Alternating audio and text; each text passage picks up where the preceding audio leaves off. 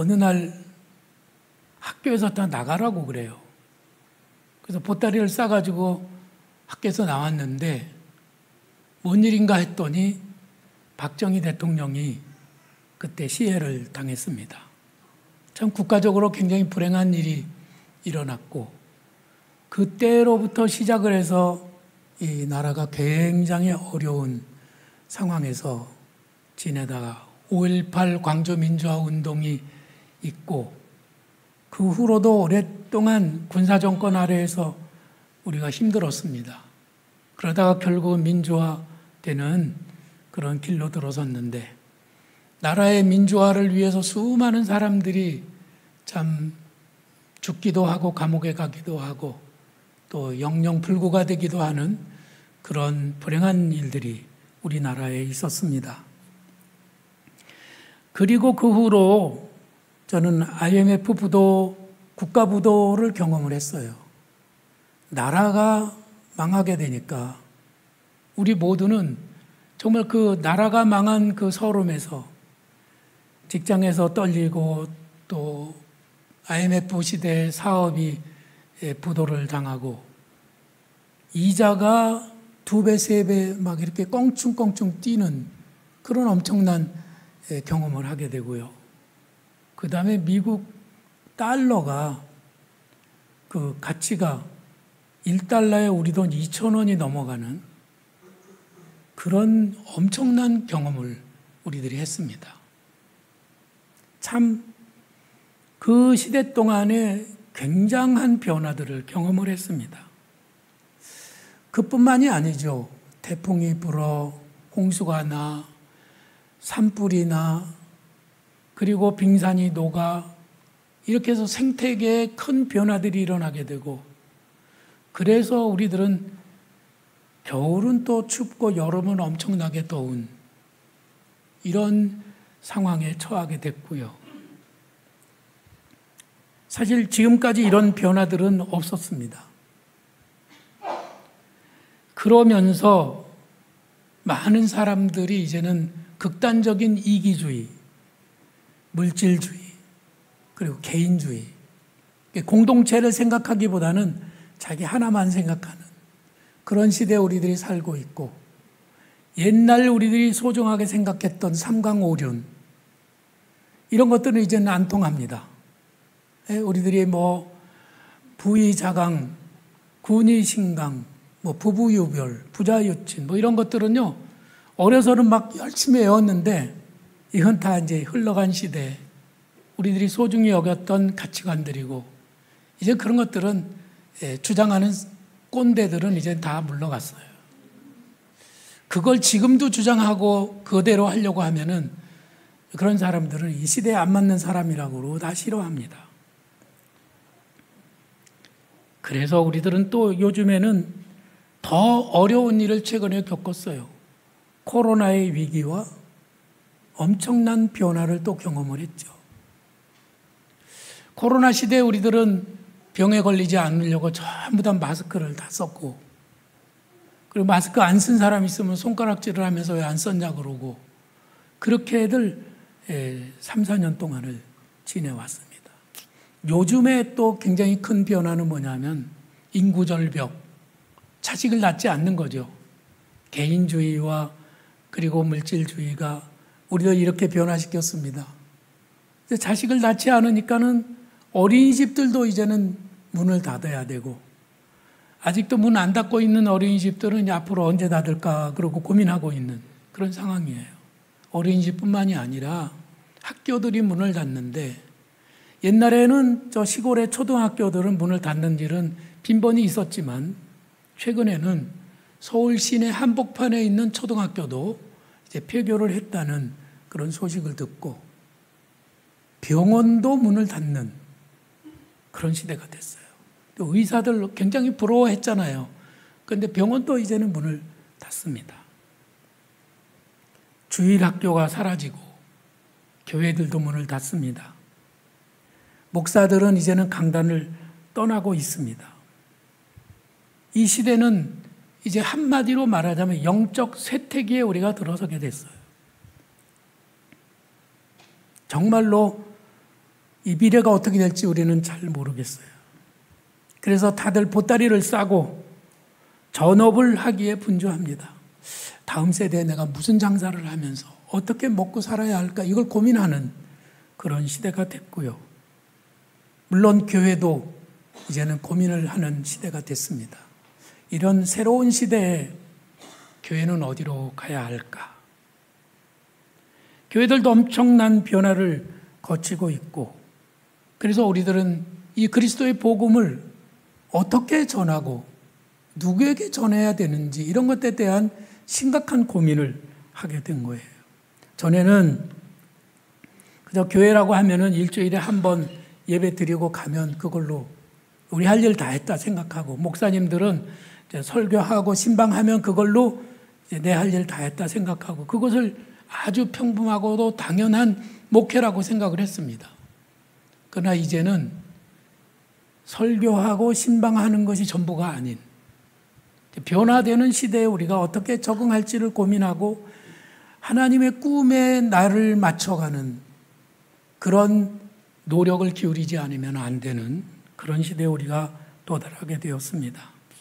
교회도 문을 닫는 그런 황망한 시대에 우리는 지금 다음 세대를 세우기 위해서 학교를 시작하고 또 우리들이 하디 기념교회를 건축하려고 하는 그런 즈음에 이르러 있습니다. 아마 9월 초순경에 아마 수주 내로 우리들이 건축 허가 신청을 할 준비가 되어가고 있습니다. 여러분들이 계속 기도해 주시기를 부탁을 드려요. 그런데 저는 고민이에요. 다른 교회들은 문을 닫고 있는데 우리들은 예배당을 건축하고 있는 것이 과연 잘 가고 있는 것일까? 그런 진지한 고민을 하게 되는 것입니다. 그래서 저는 오늘 마침 노아가 방주를 지었다라고 하는 이 성경 기사를 통해서 오늘 지금 우리들에게 주시는 하나님의 말씀을 듣는 좋은 시간이 되기를 바랍니다. 여러분, 노아의 시대는 어떤 시대였느냐면 죄악이 관영한 시대였다라고 말씀하십니다. 죄악이 관영했다라고, 관영이라고 하는 말은요, 꽉 차서 넘쳤다는 뜻이에요. 꽉 차서 넘쳤다라고 하는 그 말의 의미는 하나님의 인내가 이제는 한계에 도달하고 죄악의 데드라인을 넘었다라고 하는 그런 뜻입니다. 그래서 하나님께서 이제 이 세상을 그대로 두고 볼 수가 없어서 이 땅을 싹 다 쓸어버릴 계획을 세우셨다고 성경은 말씀하세요. 하늘을 나는 새들이나 땅에 기는 짐승이나 막론하고 하나님께서 모든 생명 있는 것들을 땅에서 쓸어버리시기로 작정하셨다. 이렇게 성경은 말씀하고 있죠. 근데 그들이 잘못한 것 중에서 크게 잘못하는 것 하나를 유별나게 기록한 말씀이 있는데 그것은 뭐냐면 하나님의 아들들이 사람의 딸들의 아름다움을 보고 아내로 삼았더라 하는 말씀이에요. 하나님의 아들들이란 하나님을 믿는 하나님의 백성들입니다. 하나님의 백성들이 마음에 가져야 할 마땅한 비전은 뭐냐면 거룩한 자손을 생산하는 것입니다. 다음 세대를 이어갈 수 있는 거룩한 하나님의 백성을 생산하고 그들을 통해서 더 거룩하고 더 아름다운 미래를 열어가야 하는데 하나님의 아들들이 사람의 딸들, 세상에서 외모만을 중시하고 그들의 아름다움을 보고 그들을 아내로 삼았다는 거예요. 어떻게 거룩한 자손을 만들어낼 것이냐 하는 그런 고민이 없어요. 우리들 모두가 가지고 있는 고민이 우리 자식을 어떻게 키울까 하는 그런 고민이 많잖아요. 근데 이 시대 사람들은 그렇지 않았다는 것이죠. 그들은 딸들의 아름다움을 보고 그냥 외모만을 보고 따라갔다는 것이죠. 그들은 후손을 생각하지 않았습니다. 거룩이나 진실이나 사랑이나 소망이나 온유나 겸손이나 이런 것들은 그들의 생각에는 없는 단어였어요. 그래서 그들은 걷잡을 수 없이 더욱더 문란해져 갔던 것이죠. 그 시대를 향한 하나님의 계획은 어떤 것이었을까요? 그 시대를 향한 하나님의 계획은 바로 홍수를 일으켜서 그 땅을 완전히 쓸어버리는 것이, 그리고 새롭게 다시 시작하는 것이 하나님의 계획이었습니다. 우리들은 이런 하나님의 계획에 이해심을 가져야 돼요. 하나님 그러실 수밖에 없었어. 하나님이 새로운 계획을 가지셨다고 하는 것, 이제는 재창조, 창조에 버금가는 그런 새 창조의 계획을 세우시고 새 일을 시작하셨다고 하는 그 말씀을 우리들이 마음에 담고 오늘의 말씀을 겸손히 들어보시기를 부탁을 드립니다. 그래서 하나님은 노아를 부르셨어요. 노아를 부르시고 노아에게 말씀하셨죠. 너는 방주를 만들어라. 방주를 만들라고 하셨는데 그 방주에 대한 제도는 이러하니 여러 가지로 말씀하셨습니다. 간단하게 요약하자면 길이는 150m, 그리고 너비가 30m 정도 되는 네모난 끼다란 상자같이 생긴 이런 배를 만들라고 말씀하신 겁니다. 그리고 그 배는 3층으로 만들고, 그리고 각 층에 창문을 만들어라. 그리고 안팎에 역청을 칠해라. 이게 다예요. 더 이상 자세하게 말씀하시지 않으셨습니다. 서울에 가서 김서방을 찾아와라. 이런 말씀 한마디 하신 거예요. 어떤 분들은 몇 기면 몇 기부서라, 요게 아주 그냥 자세하게 말씀한 걸로 우리들은 생각하고 있는데 사실은 전혀 그렇지 않다는 거예요. 서울에 가서 김서방을 찾아오라. 이렇게 말씀하신 것 뿐이에요. 자, 여러분들은 이런 말씀을 들었을 때 내가 노아라면 어떻게 생각을 했을까요? 아니, 홍수가 난다면 이 땅이 망하는 건데, 이 땅이 망한다면 가게 문을 닫아야 되지 않을까? 집을 이제 팔려고 내놔야 되지 않는 거 아니야? 전에 다미선교회라고 하는 게 나라가 이제 완전히 세상에 망한다고 해가지고 사람들이 다 집 팔고 가게 팔고 막 정리해가지고 어디로 막 들어가고 그랬었잖아요. 그런데 하나님은 노아에게 지금 방주를 만들라고 명령을 하신 거예요. 우리는 이 말씀을 어떻게 이해를 해야 할까요? 저는 이 말씀이 너무나도 황당하고 너무나도 어처구니 없는 하나님의 계획이라고 밖에는 말할 수가 없습니다. 왜냐하면 이거는 노아 한 사람, 또 노아의 식구 8명이 만들 수 있는 그런 규모가 아니에요.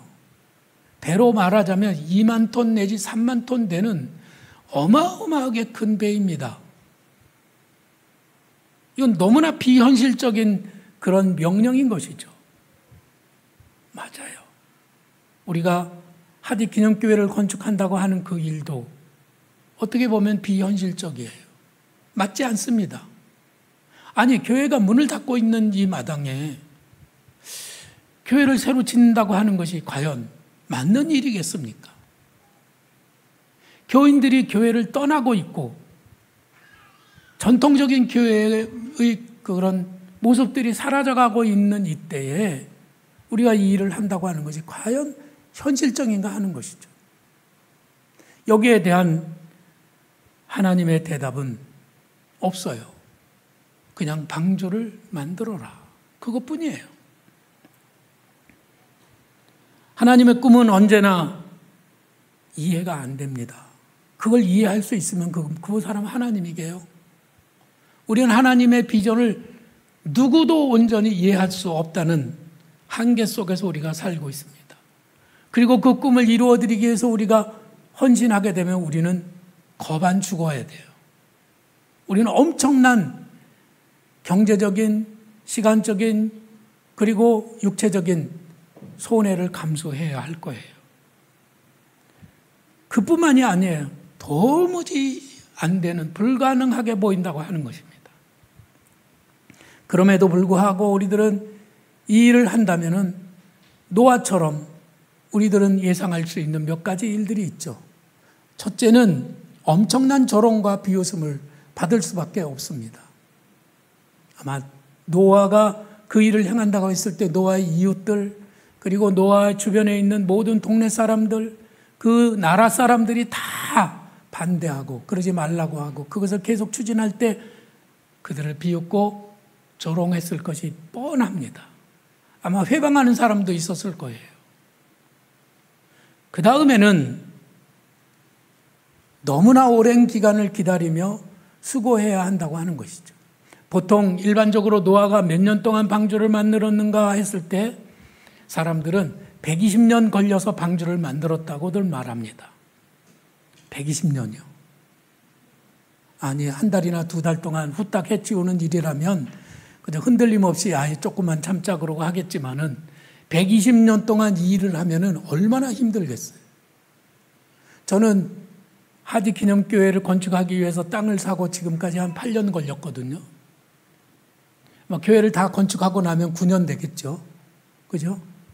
이 8, 9년 동안에 이 교회를 짓는데 엄청난 경험들을 했습니다. 평생에 경험할 수 있는 그 어려움들을 요 8, 9년 동안에 제가 다 경험한 것 같아요. 이때 경험한 일들을 만일에 제가 성경에 기록하기 위해서 그거를 짧은 글로 쓴다면 뭐라고 쓰게 될까요? 성경에다가 쓸 때 이렇게 쓸 겁니다.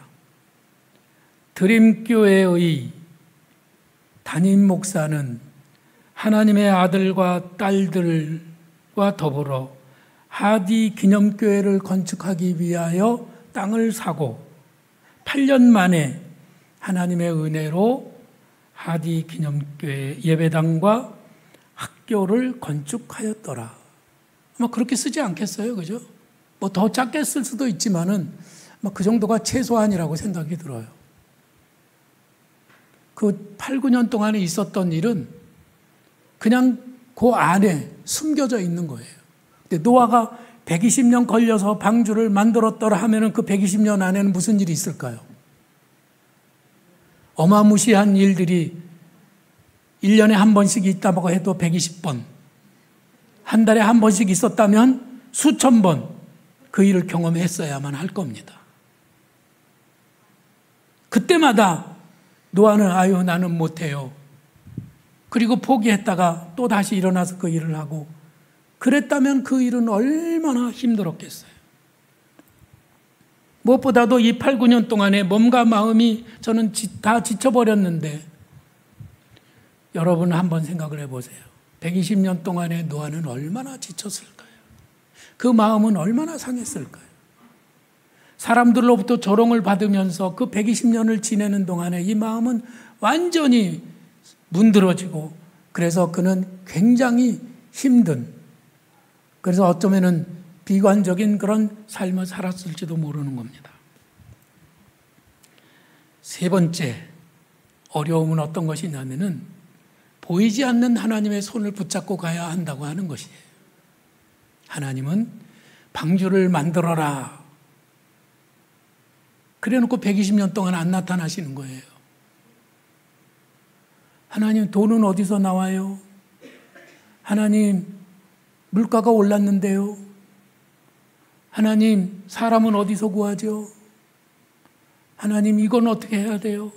물어볼 것도 너무 많고 하나님의 도우심을 구해야 할 일도 너무나 많은데 하나님의 도우심이 필요한데 하나님의 얼굴을 보고 싶은데 하나님은 원할 때마다 나타나지 않으셨어요. 그게 120년이에요. 단지 그분이 말씀하신 방주를 만들어라 하시는 그 한마디 말씀 붙들고 120년을 산다고 하는 것이 얼마나 힘들었겠습니까? 이거 참 어려운 일이었습니다. 그런데 성경은 뭐라고 써 있느냐면 노아는 하나님이 말씀하신 대로 다 준행하였더라. 아니 온전히 준행하였대요. 그래서 옛날에 제가 이 설교를 할 때는 노아는 믿음이 좋은 사람이라 그냥 다 120년 동안 그대로 순종했습니다. 그렇게만 설교했거든요. 그리고 노아의 믿음을 본받으라고요. 근데 노아가 무슨 기계예요? 로봇이에요? 전혀 그렇지 않았을 거란 말이죠. 노아가 무슨 특수 재료로 만든 그런 로봇 인간이 아닌 이상에 노아는 무지무지하게 힘든 시간들을 보냈을 거라고 하는 것이죠. 그럼 어떻게 그 120년 동안 노아는 방주를 만들어냈을까요? 노아의 현실이 오늘 우리의 현실이고 노아가 어떻게 그 일을 했는지 가만히 우리가 묵상하는 가운데 우리들도 그 길을 찾아갈 수 있기를 간절히 바라는 거예요. 성경 말씀에 보면 이렇게 써 있어요. 그러나 노아는 여호와께 은혜를 입었더라. 이렇게 어려움이 많고 이렇게 불가능한 일이고 이렇게 하나님의 꿈이 어마무시한 참으로 어처구니 없는 그런 비전들이었지만 노아는 하나님의 은혜로 그 일을 감당했다고 하는 것이죠. 은혜는 늘 엄청나게 임하고 계십니다. 지금도 우리 가운데 하나님의 은혜는 임하고 계시고 하나님께서 오늘도 우리를 붙들어주고 계시는 거예요. 말씀으로 오늘 우리를 붙들어주시고 보이지 않는 눈을 열어주시고 우리의 갈 길을 제시해 주신다고 하는 거죠. 그런데 많은 사람들이 어떻게 살아가느냐 하면 그 하나님의 비전을 외면해요. 못 들은 척해요. 안 들은 척해요. 거부하는 겁니다. 그래서 하나님의 꿈을 마음에 담지 못하는 거예요. 우리는 가끔 이런 노래를 부르죠. 하나님의 꿈이 나의 비전이 되고 얼마나 멋진 가사예요. 그런데 노아가 하나님의 꿈을 자기 비전으로 삼고 그렇게 살아가려고 했더니 죽을 고생을 한 거예요. 하나님의 꿈을 나의 비전으로 담는다고 하는 것은 정말로 힘든 일이에요. 근데 그것을 감당하는 것은 내 힘이 아니라 하나님의 은혜라고 하는 것이죠. 오늘 하나님의 그 엄청난 계획, 지구를 새롭게 하시고 세상을 새롭게 하시고 이렇게 흑암과 혼돈 속에 있는 이 우리나라를 완전히 뒤집어서 새롭게 하실 하나님의 그 계획을 우리들이 안다면 우리들은 어떻게 해야 할까요? 주님, 저도 거기에 참여하고 싶어요. 저를 사용해 주세요. 이렇게 마땅히 기도해야 되지 않을까요?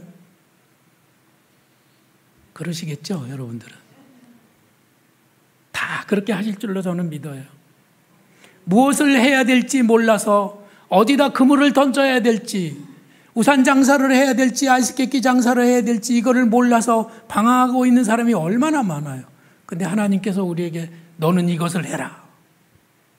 배 오른편에 그물을 던져라. 깊은 곳에 가서 그물을 이렇게 말씀해 주신다면 우리는 당연히 오 하나님 너무 감사해요. 제가 뭔 일을 할지 몰라가지고 지금 당황하고 있었는데 주님 길을 비춰주시니 감사합니다 하고 우리들이 그 길을 가야 하는데 하나님의 꿈을 자기 비전으로 삼는 사람이 그렇게 많지 않다고 하는 것이 얼마나 안타까운지 모르겠습니다. 하나님께서 여러 번 나를 부르시고 너 이것을 한번 해보지 않겠니? 너 내가 너에게 명령하는 일에 좀 따라줄 수 있겠니? 하는데 많은 사람들이 저는 못해요. 바빠요. 내가 하고 싶은 다른 일이 있어요. 그러면서 주의 부르심에 손사래를 치면서 하나님께 등을 돌렸던 적이 혹시 있지는 않는지 우리 자신을 한번 돌아보는 성도들이 되시기를 바랍니다. 가르시아 장군에게 보내는 편지라는 작은 책이 있습니다. 이 책은 너무나도 유명한 책인데요. 이 책을 얼마나 이 책이 대단한지 러일 전쟁 때 러시아 군인들이 자기 배낭 속에 다 이 책을 한 권씩 담아 다닐 수 있도록 러시아가 그렇게 했다는 거예요.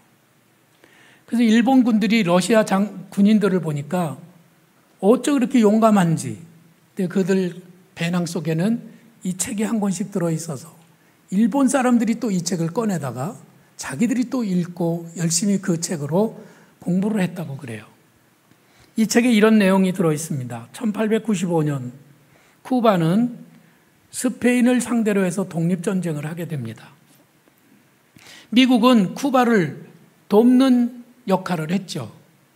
미국 대통령이 그래서 쿠바를 돕기 위해서 쿠바의 독립군 지도자인 가르시아라고 하는 장군에게 비밀 편지를 보내게 됐습니다.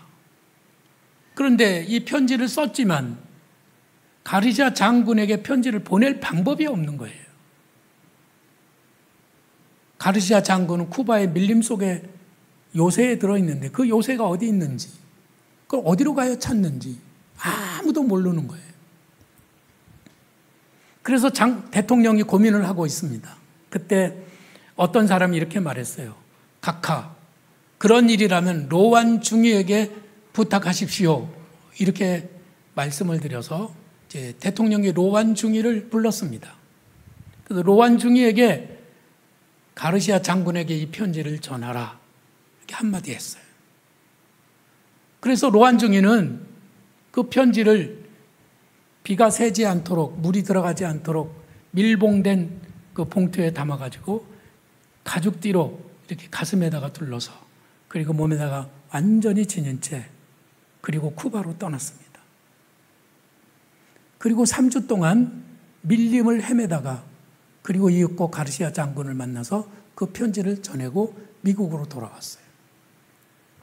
이 이야기가 왜 유명하냐 하면 미국 대통령이 이 로완 장군에게 편지를 전해주면서 이 편지를 가르시아 장군에게 전하라 이렇게 명령했을 때 로완 장군은 네, 알았습니다. 그거만 했지. 각하, 가르시아 장군은 어디 있습니까? 라든지 어느 길로 가야 됩니까? 라든지 어떻게 가야 됩니까? 이런 질문을 하나도 하지 않았다는 거예요. 그는 대통령의 명령을 받았을 때 그 명령에 그저 복종하고 질문 없이 그저 그 일을 수행했다고 하는 것이죠. 오늘 우리들은 노아처럼 방주를 만들라고 하는 하나님의 명령을 받았습니다. 그 명령을 받은 우리들이 하나님이 나를 불러주시고 나를 사용하시겠다고 했을 때 우리들은 기꺼이 감사하는 마음으로 기쁜 마음으로 그 일에 순종해야 한다고 하는 것이죠. 절대 주권자이신 하나님께서 나의 갈 길을 분명히 보여주시고 내가 해야 될 일을 알려주신다면 우리들은 머뭇거림 없이 그 길을 갈 수 있는 하나님의 딸들이 될 수 있기를 소망합니다. 하나님의 꿈이 나의 비전이 되고 하는 그 말씀 가사 속에는 그런 의미가 들어있는 거예요. 노아에게는 8명의 가족과 그리고 땡땡땡이 있었습니다. 노아 혼자서 그 일을 한 게 아니에요. 노아에게는 가족이 있었죠. 가족이 노아를 도왔을 거예요. 무거운 통나무를 옮길 때에도 그리고 그 통나무를 받치고 망치질을 하기까지 기다려주는 일도 노아의 식구들이 했을 겁니다. 노아는 혼자가 아니었고 가족들이 동역자가 되어줬다고 하는 거예요. 처음에는 그들도 엄청나게 반대했을 수도 있었지만 결국은 하나님의 계획에 따라 새로운 시대를 열어가는 그 일에 가족들이 힘있게 동참해서 그 일을 이루었던 것입니다. 저는 우리가 하디 기념교회를 세우는 일을 하는데 저 혼자라고 생각하지 않아요. 여기 계신 여러분들이 저의 동역자가 되어주셔서 이렇게 든든하게 자리를 지켜주고 있어서 너무나 감사합니다. 요새는 여러분들보다 정말 더 고마운 사람들이 없어요. 그때 그렇게 자리를 딱 지키고 버텨주신 여러분들을 저는 평생토록 잊지 않을 겁니다. 근데 이제 제가 여러분들에게 감히 부탁을 드리는데 뭐냐면은 하디기념교회 미래위원회에 여러분들이 참여해 주시기를 부탁을 해요. 미래위원회라고 하는 것은 새로운 시대를 여는 하나님의 계획에 따라 우리들은 하디기념교회를 새로 건축하는데 예배당만 건축하는 것이 아니라 우리들은 교회를 새롭게 하기를 원합니다. 새로운 교회를 만드는 거예요. 새로운 교회를 시작하면서 그럼 우리들이 예배는 어떻게 할까? 전도는 어떻게 할까? 하나님의 다음 세대를 키워내는 일들은 어떻게 할까? 이웃을 섬기는 일은 우리가 어떻게 더 잘할 수 있을까 하는 것들을 함께 고민하면서 의논하는 그런 위원회를 만들려고 합니다. 여러분들이 거기에 꼭 참여해 주시길 부탁을 드려요.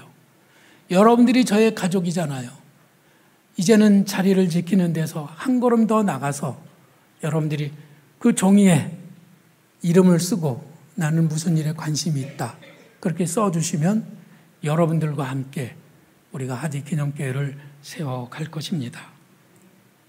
그리고 땡땡땡 누가 계실까요? 하나님이 함께 계십니다.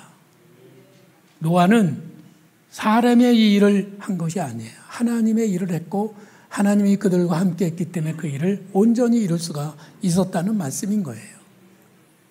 예수님은 언제나 우리에게 오셔서 새로운 시대를 완전히 열어주신 그런 주님이셨어요. 주님은 십자가에 달려서 다시 부활하심으로 기원 전과 기원 후를 나누어 주셨습니다.